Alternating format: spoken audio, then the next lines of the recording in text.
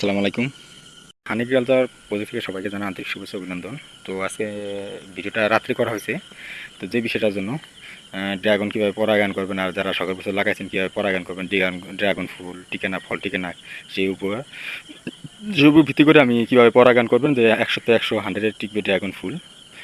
তো ভিডিওটা শুরু করি। আমার এই ইউটিউব চ্যানেল সাবস্ক্রাইব করবেন এবং ফেসবুক পেজ ফলো করবেন। অবশ্য তো আমি সবজির পাশাপাশি 2-4টা গাছ করছিলাম। ড্রাগন 2টা গাছ লাগাইছিলাম, তারপর থেকে আজ 2 বছর হয়েছে বয়স। অসংখ্য ড্রাগন আসতেছে। এখন এটা চাষাবাদে কতটুকু লাভ হবে, কতটুকুই হবে।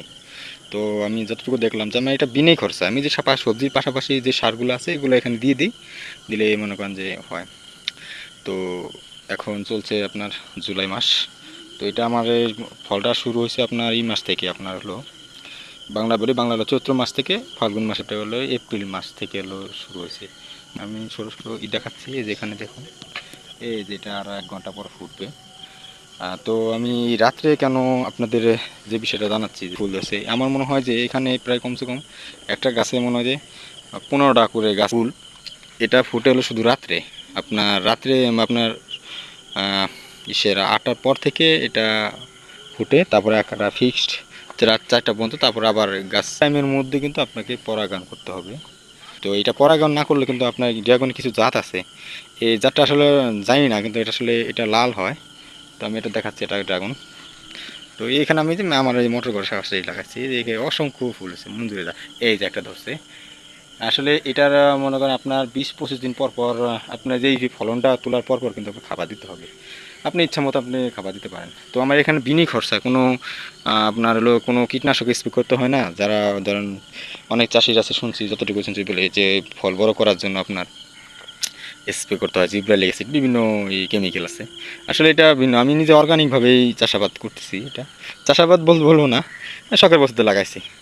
তো এইটার গাছের মনে করেন যে মানে চারাটা কীভাবে তৈরি হয়, এই ডালটা আপনার মনে করেন যে দেখে এলো কাইটে কিন্তু আপনার জমিতে রোপণ করতে হয়। আমি ইনশাল্লাহ সামনেতে মনে হয় 2 বছর পর কিন্তু আমি এটা আরও কিছু গাছ লাগাইছি ওই সাইড দিয়ে, রাতে তো আপনাদের দেখাতে পাচ্ছি না। তো এগুলো লাগাবো পরবর্তীতে। আমি সবজি এইটি ড্রাগন চাষ করে কিন্তু লাভবান হওয়া যায়। আপনার হয়তো বা একটু বাজার দর এখন একটু কম, কিন্তু আপনি হিসাব করে দেখেন একটা গাছে যদি 20-30টা, আমি এটা বিষয়টা যত্ন নিই না, আর যদি ঢকমতো মানে খাবার টাবার দিলে বা বিভিন্ন দিলে, উপকরণ দিলে কিন্তু আপনার আরও আসছে ফল। জাতটা খুবই একটা ভালো একটা জাত। এটা মনে হয় আরও 1 সপ্তাহ পরে পাকবে। এটা যদি আমি সার দিতাম নিচে আরও বড় হতো। আমি একটা ড্রাগন আমি হাফ কেজির মতো পাইছি একটা, অর্গানিক, কোনো জিব্রাইলাইসিক বা কোনো কিছু দেয়নি। তো এখন আসি আপনাদের কীভাবে পরাগায়ন করতে হয়। তো আমি অলরেডি 2টা করছি, এই যে দেখাচ্ছি। আসলে রাত্রে তো এই যে রেণুটা আছে, রেণুটা ঝাঁকি দেওয়ার পর পর আসলে ড্রাগনের এটা কোনো পুরুষ ফুল বলতে কিছু নাই। এইটাই ফুল, এটাই থেকে হবে। এই যে রেণু আছে, ফুলের রেণু, এই একটা দেখতেছেন, এই যে একটা আপনার ফুটা এক্সট্রা একটা ফুলের মতো দেখতে। এটাকে আবার এই রেণুর সাথে ছোঁয়া দিতে হবে। আমি আমার ক্যামেরার জন্য আমি আপনাদের দেখাতে পাচ্ছি না। এই রেণুগুলো ছোঁয়া দিবেন, বা আপনি এটা তুলিতে করে ছোঁয়া দিতে পারেন। এই যে দেখুন অনেক রেণুর সাথে আছে, এটা পরাগণ হয়ে গেছে। এটা টিকে যাবে।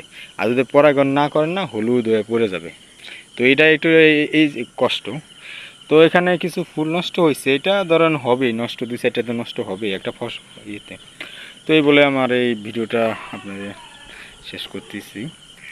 বিদায় নিচ্ছি আপনাদের মাঝে। দেখুন ড্রাগন গাছটা অনেক সুন্দর। সবাই ভালো থাকবেন। আসসালামু আলাইকুম।